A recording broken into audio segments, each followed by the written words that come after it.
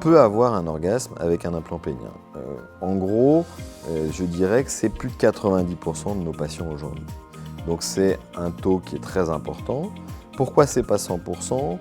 Probablement pour deux raisons. D'abord, quelqu'un qui doit avoir un implant pénien, on doit l'informer que sa sexualité ne sera pas la même qu'il avait avant. Et je crois que s'il n'accepte pas ce fait-là, s'il n'accepte pas l'idée que sa sexualité ne redevienne pas identique à celle qu'il avait avant, il va avoir certaines déceptions lorsqu'il aura son implant pénien et à ce moment-là, il aura des difficultés à obtenir un orgasme parce qu'il gardera une petite partie de lui qui est déçue et qui ne va pas se libérer. Or, pour avoir un orgasme, il faut être détendu, il faut être bien dans sa tête, il faut quand même être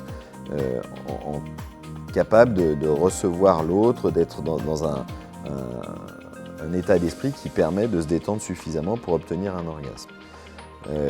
Donc les 10% qui n'arrivent pas à avoir d'orgasme lorsqu'on leur met un implant pénien, ça peut être d'une part parce que psychologiquement ils restent un peu bloqués sur leur sexualité d'avant.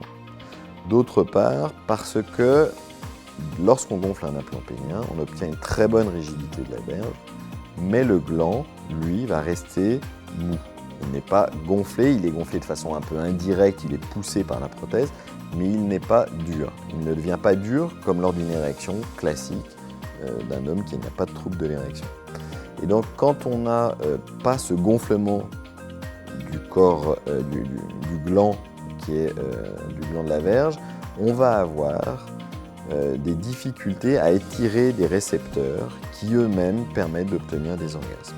Ça va être un petit peu plus difficile et il faut qu'à ce moment-là, le patient s'habitue à son implant, trouve des moyens de stimuler ses récepteurs au niveau du gland de façon un peu différente pour obtenir un orgasme. Donc il y a un changement d'habitude à prendre, des petites habiletés à acquérir pour obtenir des orgasmes.